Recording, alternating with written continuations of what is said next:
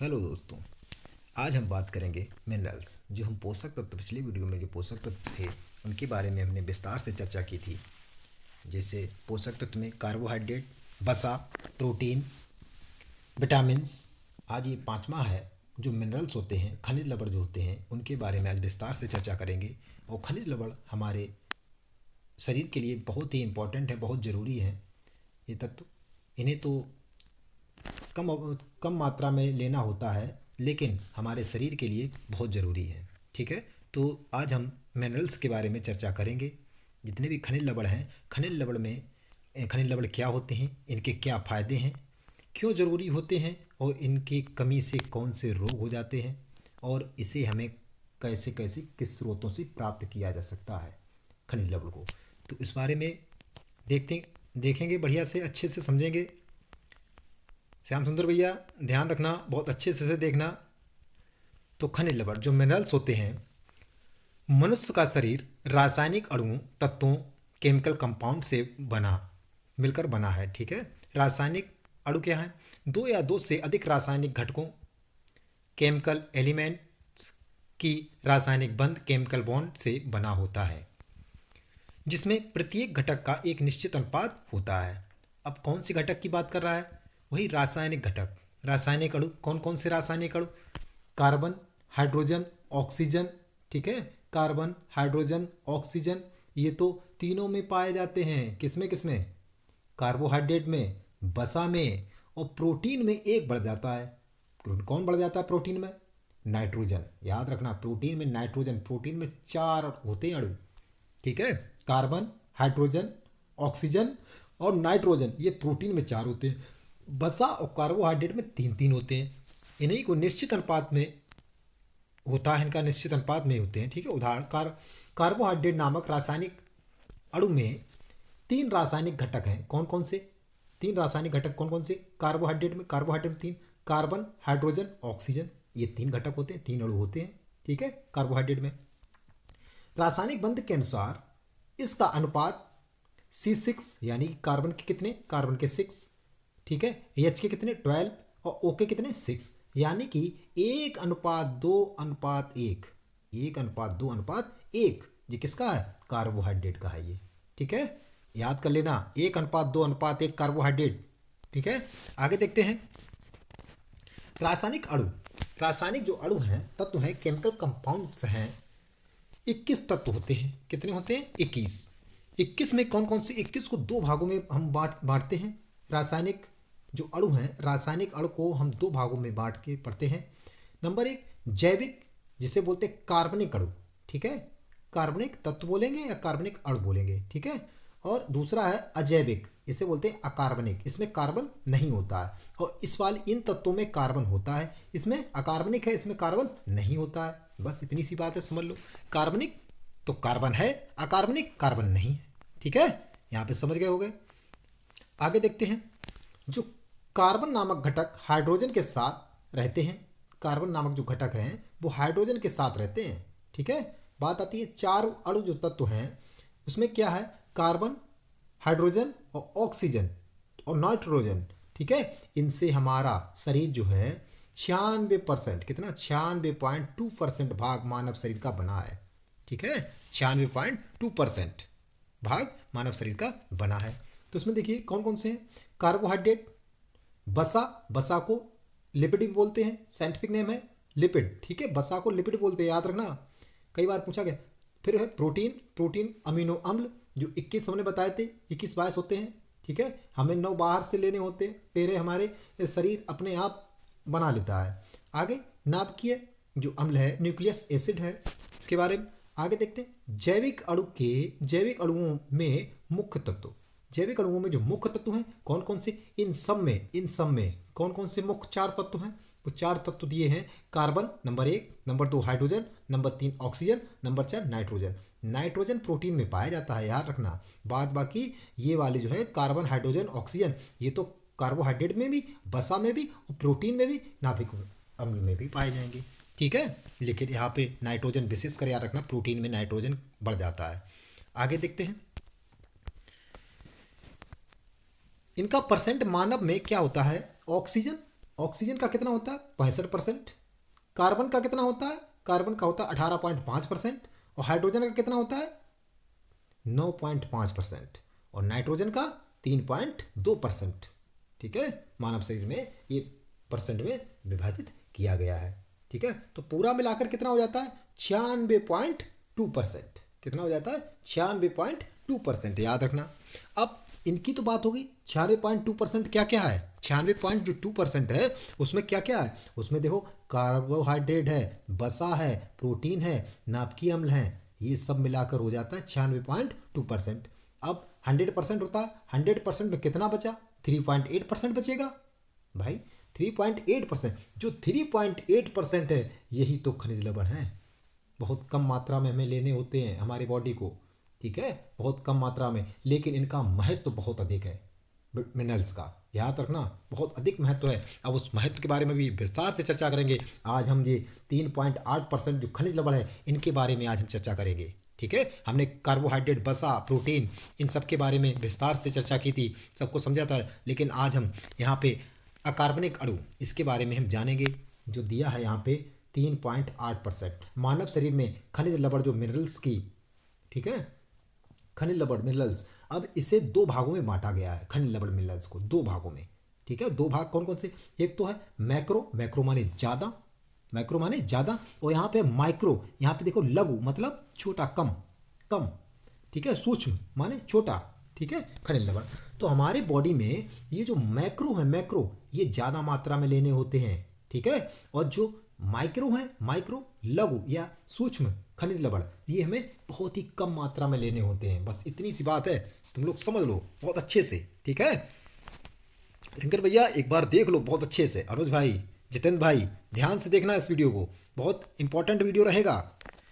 आगे देखते हैं, शरीर को ज़्यादा जरूरत है तो इनकी जरूरत है कितने, वो 7 हैं। कौन कौन से 7 हैं, number 1 calcium, number 2 phosphorus, number 3 potassium, number 4 sulphur, number 5 sodium, number 5 sodium, और नंबर 6 क्लोरीन, और नंबर 7 मैग्नीशियम। ठीक है, ये बहुत ही, और सबसे ज़्यादा कैल्शियम, कैल्शियम देखो जब कितना था यहाँ पे दिया था 3.8%। 3.8% में कैल्शियम का परसेंट कितना है 1.5%। 1.5% कैल्शियम होता है मानव शरीर में, मनुष्य के शरीर में। ठीक है, उसके बाद अच्छा कार्बोहाइड्रेट कितना होता है, कार्बोहाइड्रेट 50 से 60%। ठीक है, प्रोटीन और वसा इनके बारे में बताया था। ठीक है, 20 से 30%, 13 से 20%, ये सारी चीज़ें बताई थी। उसके बाद और यहाँ पे कैल्शियम जो है 1.5% लेना होना चाहिए। ठीक है, फास्फोरस 1%, फास्फोरस 1%। ठीक है, 2.5% तो यही हो गया इसमें से 2.5% तो यही दो चीज़ें हो गई। बाकी छोटी छोटी चीज़ें बची, बहुत ही कम मात्रा में होनी चाहिए। वो पोटेशियम 0.4%, सल्फर जो है, सल्फर 0.3%, सोडियम जो है 0.2%, और क्लोरीन जो है 0.2%, और मैग्नीशियम 0.1%। जबकि ये मैक्रो हैं ज़्यादा मात्रा में लेने वाले। अब बात आती है बहुत ही कम मात्रा में माइक्रो मिनरल्स, यानी कि लघु, लघु माने छोटा, और सूक्ष्म, सूक्ष्म माने भी छोटा, लघु सूक्ष्म, इन्हें बहुत ही कम मात्रा में लेना होता है, जैसे आयरन।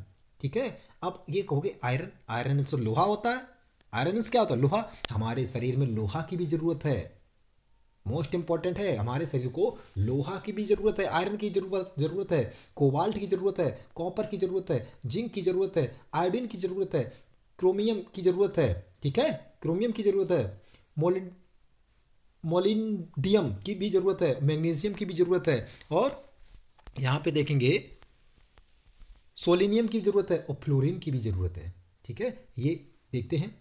ठीक है, इनके बारे में हम अब विस्तार से चर्चा करेंगे।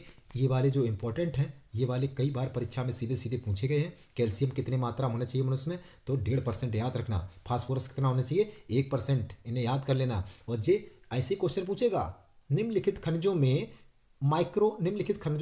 माइक्रो मिनरल्स कौन सा है, तो ये दे देंगे 3, यहाँ से 3 उठा के 1 इसका दे देंगे, वही सही हो जाएगा माइक्रो। ठीक है, पूछेगा माइक्रो कौन सा है, 3 इसके दे देंगे, 1 इसका दे देगा। ठीक है, माइक्रो माइक्रो ऐसे करके पूछेंगे। ठीक है, याद रख लेना। यहां से आगे देखते हैं, शरीर के लिए क्यों ज़रूरी है मिनरल्स, इम्पोर्टेंट क्यों ज़रूरी हैं शरीर के लिए, इसे देखते हैं। सभी लोग ध्यान से देखिए। मुख्य खनिज लवण जो हैं ये इनके कार्य क्या हैं। अब बात आती है कैल्शियम। हमारे शरीर में कैल्शियम क्यों ज़रूरी है, हम क्यों कैल्शियम के बारे में जानें। ठीक है, तो कैल्शियम के बारे में जानते हैं विस्तार से। रक्त स्कंदन में सहायक होता है कैल्शियम। जो हमारा रक्त स्कंदन होता है इसमें सहायक होते हैं, ठीक है, मदद करते हैं। और कैल्शियम कैल्शियम क्यों जरूरी है, हमारे हड्डी के विकास के लिए कैल्शियम बहुत ही इंपॉर्टेंट है। बात समझ लो, ये अगर किसी व्यक्ति का वेट 70 किलो है तो उसमें 1300 ग्राम कैल्शियम पाया जाएगा। कितना, 1300। ये हमारे दांतों को भी, दांतों, ठीक है, दांत के लिए भी बहुत ज़रूरी है और हमारी बॉडी की हड्डियों अस्थियों के लिए भी बहुत ज़रूरी है। ठीक है, याद रखना। इसके जो प्रमुख स्रोत हैं वो दूध है।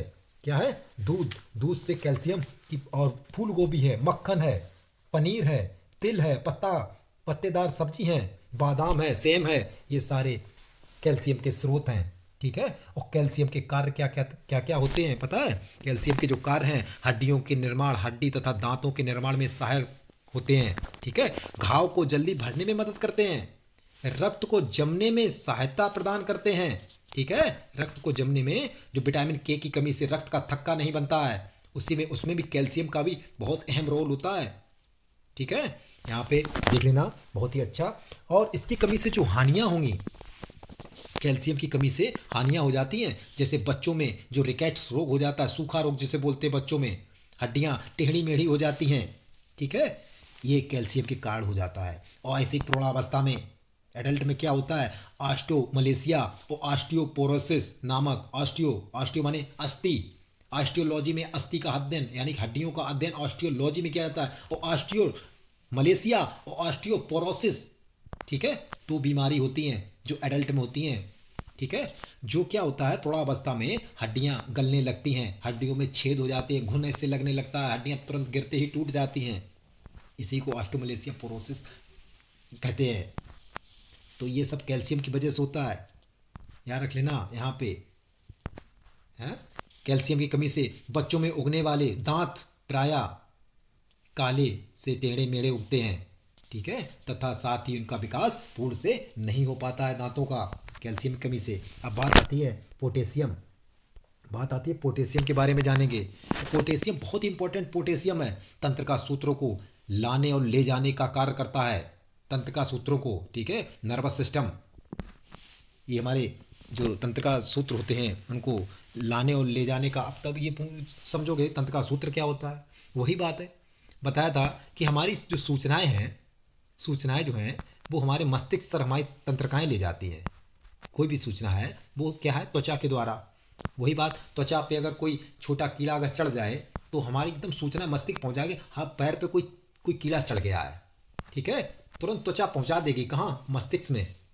और अगर आपके बॉडी में पोटेशियम की कमी है, पोटेशियम कमी है, तो आपके पैर पे कीड़ा रेंगता रहे, हाथ पे रेंगता रहे, आपको पता ही नहीं चलेगा, बहुत लेट पता चलेगा।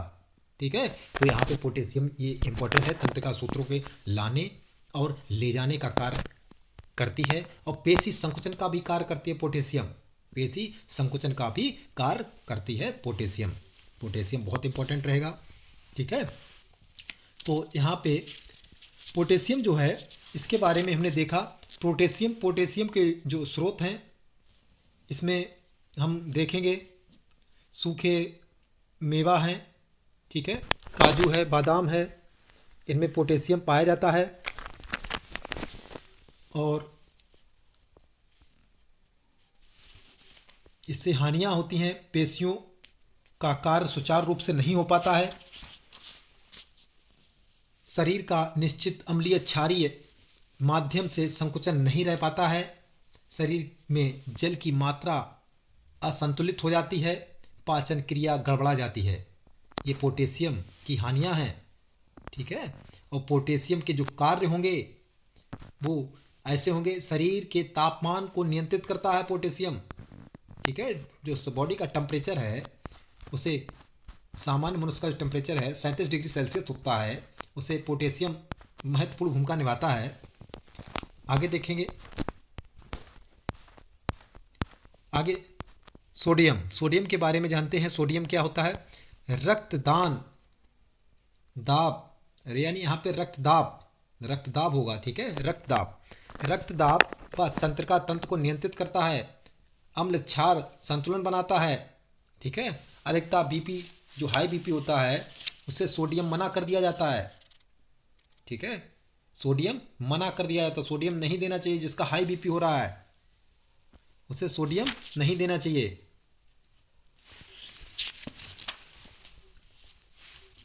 आगे देखेंगे, जो सोडियम है, सोडियम के अगर हानि की बात करें तो इसमें स्वभाव में उग्रता तथा आंखें फैली सी हो जाती हैं। शरीर की विभिन्न मांसपेशियों में शिथिलता तथा थकावट होने लगती है। तंत्रिका सूत्र द्वारा अपने कार्य ठीक ढंग से संपन्न नहीं किया कर सकते हैं। फिर सोडियम की कमी से प्रायः प्यास बहुत लगती है और पेट पानी की तरह फूल जाता है, और इसे हाई ब्लड प्रेशर में नहीं देना चाहिए। ज़्यादा अगर सोडियम हो जाएगा तो और ज़्यादा दिक्कत हो जाएगी, जिसका बीपी हाई होता है। आगे बात आती है लोहा, आयरन की। आयरन लोहा की, ये लोहा जो होता है हमारे शरीर में क्या करता है, हमारे शरीर में हीमोग्लोबिन निर्माण में सहायक है। जो हमारा जो ब्लड है उसमें बहुत ही मदद करता है लोहा। पेशीय निर्माण में सहायक होता है। जो हमारी मांसपेशियां हैं उसके निर्माण में बहुत ही सहायक मदद करता है। उसके बाद गर्भवती के लिए अत्यंत आवश्यक होता है सोडियम, वो क्या नाम, लोहा, आयरन। आयरन जो है गर्भवती महिलाओं के लिए बहुत ही इम्पोर्टेंट है। तुमने देखा होगा गांव में, अभी भी गांव में ज़्यादातर कढ़ाई में, चूल्हे पे सब्जी बनती है। कढ़ाई की सब्जी, कढ़ाई से जो आयरन छूटता है सब्जी में, वो कितनी स्वादिष्ट होती है, और उसे खाने से आयरन की कभी कमी नहीं होगी बॉडी में, ठीक है। जो लोग कढ़ाई की सब्जी खाते हैं उन्हें आयरन की कमी नहीं होती है, उनका हीमोग्लोबिन बढ़िया लेवल सही रहता है हीमोग्लोबिन का। और स्टील के जो बर्तन में खाना खाते हैं, स्टील हमें ना बॉडी में कोई नुकसान पहुंचाती है और ना ही कोई फ़ायदा पहुंचाती है। लेकिन एक आयरन है, तांबा है, जस्ता है, इनके कुछ कुछ फ़ायदे हैं बॉडी में। इसीलिए राजा महाराजा लोग पहले सोने और थाली की कटोरी और थाली में खाना खाते थे, ठीक है। तो यहाँ से देख लेना, आयरन बहुत ही इम्पोर्टेंट है हमारी बॉडी के लिए। इसमें आयरन से अगर देखें, बाल्यावस्था में बच्चों की शारीरिक वृद्धि में आवश्यक तत्व है। गर्भवती स्त्रियों के लिए अत्यंत आवश्यक होता है। पाचन क्रिया में भाग लेने वाले विभिन्न एंजाइमों को सक्रिय बनाता है आयरन, ठीक है। रक्त के मुख्य अवयव अर्थात हीमोग्लोबिन का निर्माण करता है। पेशियों के निर्माण में भी सहायक मदद करता है। बात करें आयरन कमी से जो हानियां हो जाएंगी वो क्या हो सकती हैं। पाचन क्रिया अस्वाभाविक हो जाती है, क्योंकि पाचन रस सक्रिय अवस्था में नहीं आ पाते हैं। बाल्यावस्था में इसकी कमी होने पर बच्चों का शरीर विकास, जो शारीरिक विकास है, वो सही ढंग से नहीं हो पाता है। यहाँ पे देखेंगे हीमोग्लोबिन मोस्ट इंपॉर्टेंट रहेगा, आयरन मोस्ट इंपॉर्टेंट रहेगा। आयरन से हीमोग्लोबिन का निर्माण होता है, पेशी निर्माण का सहायक होती है, गर्भवती महिलाओं के लिए अत्यंत आवश्यक होता है। उसके बाद आयोडीन, आयोडीन के बारे में आप लोग जानते होंगे। आयोडीन जो आजकल नमक में भी आयोडीन आता है, उस आयोडीन की बात हो रही है। इस आयोडीन की कमी से थोरैक्सिन नामक रोग हो जाता है, जिसे घेंगा रोग भी बोलते हैं। तो यहाँ पे आयोडीन प्रतिदिन पुरुषों के लिए 150 ml, ठीक है, मिली लीटर, ठीक है, 150 ml। गर्भवती व स्तनपान करने वाली महिलाओं को 250 ml लेना चाहिए आयोडीन, यानी कि 20-25 मिलीग्राम तक लेना चाहिए आयोडीन। इसके कार्य क्या हैं। शारीरिक तथा मानसिक वृद्धि के लिए आवश्यक तत्व है आयोडीन। शरीर की विभिन्न उपापचयी क्रियाओं को नियंत्रित रखता है आयोडीन। मांसपेशी के कार्यों को संतुलित रखता है आयोडीन। आयोडीन की अगर हानियां की अगर बात करें, आयोडीन से क्या हानियां हो जाती हैं। अगर हमारे शरीर में पर्याप्त मात्रा में आयोडीन नहीं है तो मस्तिष्क कमजोर हो जाएगा। बच्चों में इसकी कमी से शारीरिक एवं मानसिक वृद्धि रुक जाएगी, अवरोध हो जाएगी, लंबाई कम रह जाएगी, जिससे बच्चा बौना रह जाता है। ये आयोडीन की है हानियां। त्वचा मोटी व खुरदरी हो जाती है, चेहरा सूजा हुआ तथा निस्तेज हो जाता है, जिस पे चेहरे पे कोई तेज नहीं नजर आता है, निस्तेज हो जाता है, त्वचा मोटी हो जाती है। ये आयोडीन से हानियां हैं, तो आयोडीन इंपॉर्टेंट है, नमक के साथ लेना चाहिए आयोडीन। आगे बात आती है, और अगर आयोडीन की अगर बात करें तो सलजम है, सलजम खाइए। प्याज में भी आयोडीन होता है, लहसुन में भी आयोडीन होता है, ठीक है। इसके अलावा मछली में भी आयोडीन पाया जाता है, ठीक है। तो प्याज लहसुन इंपॉर्टेंट है, सलजम ये आयोडीन के उदाहरण हैं। मस्तिष्क कमजोर नहीं होगा, वृद्धि नहीं रुकेगी, अवरोध नहीं होगी बालकों की, मांसपेशी शिथिल नहीं होंगी, आलसीपन नहीं आएगा बॉडी में, जो सुस्त हो जाते हैं बच्चे वो नहीं होगा। अगली बात आती है सल्फर की। सल्फर इंपॉर्टेंट, प्रोटीन निर्माण में सहायक होता है सल्फर, ठीक है। प्रोटीन निर्माण में सहायक होता है सल्फर। सल्फर की बात करें, सल्फर कहाँ पे मिलेगा हमें? गेहूं, मक्का, अंकुरित बीजों में, पनीर, मूंगफली आदि में सल्फर पर्याप्त मात्रा में पाया जाता है। और इससे क्या क्या कार्य होते हैं सल्फर से? जो हमारे बाल झड़ते हैं, टूटते हैं, कमज़ोर हो जाते हैं बाल, नाखून इत्यादि के लिए, वृद्धि के लिए आवश्यक होता है सल्फर। यह प्रोटीन के पाचन तथा उसके निर्माण में महत्वपूर्ण भूमिका निभाता है सल्फर। मांसपेशियों के समुचित विकास के लिए आवश्यक होता है सल्फर। मांसपेशियों के समुचित विकास के लिए सल्फर महत्वपूर्ण भूमिका निभाएगा।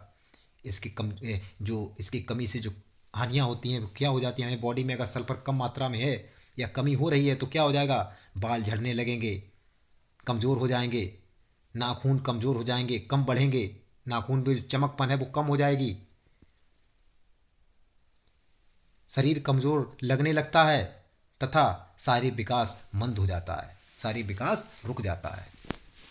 ये सल्फर के हैं। आगे देखेंगे मैग्नीशियम की अगर बात करें, अम्ल क्षार संतुलन बनाने में मदद करता है, बकरों यानी किडनी में पथरी बनने से रोकता है मैग्नीशियम।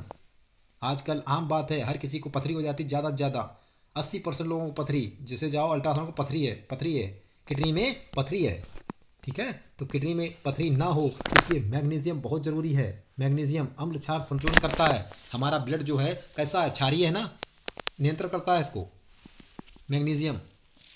अगर मैग्नीशियम की बात करें कहाँ मिलेंगे? सूखे मेवे, काजू, बादाम, पिस्ता, छुआरा, किशमिश पर्याप्त मात्रा में मिलते हैं, अंकुरित बीजों में मिलते हैं, दालों में भी मिलते हैं, सोयाबीन इत्यादि में मैग्नीशियम पाया जाता है।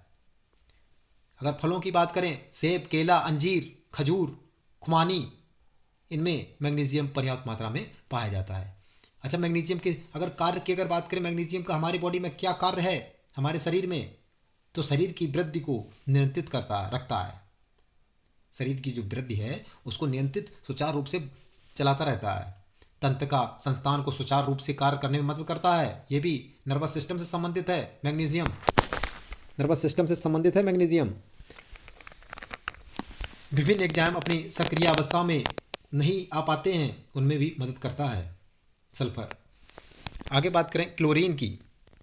क्लोरीन को देखते हैं, शरीर में क्लोराइड के रूप में जल संतुलन बनाता है, जठर रस का आवश्यक तत्व है, जठर रस का आवश्यक तत्व है क्लोरीन, इंपॉर्टेंट है क्लोरीन भी, ठीक है। जल का संतुलन हमारी बॉडी में कौन बनाता है? क्लोरीन बनाता है, ठीक है। आगे देखते हैं क्रोमियम, इसमें क्या होता है? इंसुलिन के निर्माण में मदद करता है। इंसुलिन जो डायबिटीज, इनके निर्माण में मदद करता है। इंसुलिन का अगर कमी हो जाती है तो डायबिटीज नामक रोग हो जाता है, तो इंसुलिन के निर्माण में मदद करता है क्रोमियम। कोबाल्ट की बात करें, कोबाल्ट को हमने पढ़ा था साइनोकोबालामिन, विटामिन बी12 का रासायनिक नाम साइनोकोबालामिन है। विटामिन बी12 में ही कोबाल्ट पाया जाता है, ठीक है। कोबाल्ट पाया जाता है, बी12 के निर्माण में सहायक होता है। जिंक, ठीक है। जिंक की बात करें, जिंक भी इंपॉर्टेंट है। ये सारे थे मुख्य। मैग्नीज सबसे बड़ा स्रोत इसका चाय है, जो चाय पीते हैं चाय से हमें मैग्नीशियम मिलता है, ठीक है। जो सूक्ष्म वाले हैं ये सूक्ष्म सूक्ष्म। 7 जो थे वो मैक्रो थे, अब जो ऊपर देख रहे हैं वो माइक्रो हैं, माइक्रो सूक्ष्म हैं। ठीक है, यहाँ तक वो थे क्लोरीन से लगा के, क्लोरीन, क्लोमिनियम, कोबाल्ट, जिंक, ये हमें बहुत ही कम मात्रा में हमारी बॉडी को चाहिए, बहुत ही कम मात्रा में। अगला है मेलिंडियम। इसमें क्या होता है, से एंजाइम, यानी कोई एंजाइम का कारक, एंजाइमों की तत्पर करता है, आनुवांशिक तत्वों के निर्माण में सहायक है। इसके बाद फ्लोरीन दांत में पाया जाता है, इनेमल का निर्माण करता है। इनेमल नामक जो होता है दांत के, हमारा दांत का जो कठोर भाग है, इसके नीचे ये कठोर भाग ही इनेमल कहलाता है, दांत का जो कठोर भाग है। ठीक है, इनेमल कहलाता है। इसके निर्माण में सहायक होता है फ्लोरीन। सेलेनियम इसका सी के उत्पादन में सहायक है। यहाँ पे थायराइड के विकास के लिए में मदद करता है, थायराइड का जो विकास होता है उसमें मदद करता है, सहायक है। रोग प्रतिरोधक क्षमता प्रदान करता है, कोशिका ऊतकों को नष्ट होने से बचाता है। खनिज लवण के जो स्रोत हैं, ये सारे स्रोत देखो, केला है, इसमें दूध भी है, और यहाँ पे बादाम है, मीट है, अंकुरित बीज हैं, और हरी सब्जियां हैं पत्तेदार, ये सब इम्पोर्टेंट हैं। तो आज हमने देखा मिनरल्स के बारे में, इन मिनरल्स के कौन कौन से रोग होते हैं। तो यहाँ पे कैल्शियम इम्पोर्टेंट रहेगा। कैल्शियम हमारे हड्डी तथा दांत की वृद्धि में मदद करता है। इसी के साथ कैल्शियम के साथ फास्फोरस इम्पोर्टेंट है, फास्फोरस को भी हम देखेंगे। फास्फोरस कैल्शियम के साथ ही क्रिया करता है और ये हड्डियों तथा दांतों के निर्माण में मदद करता है। कैल्शियम की जो कमी से ऑस्टियोपोरोसिस और ऑस्टियोमलेशिया और बच्चों में रिकेट्स रोग हो जाता है, ये कैल्शियम के कारण होता है। तो यहाँ पे इसको अच्छे से देख लेना सभी लोग। Okay, thank you.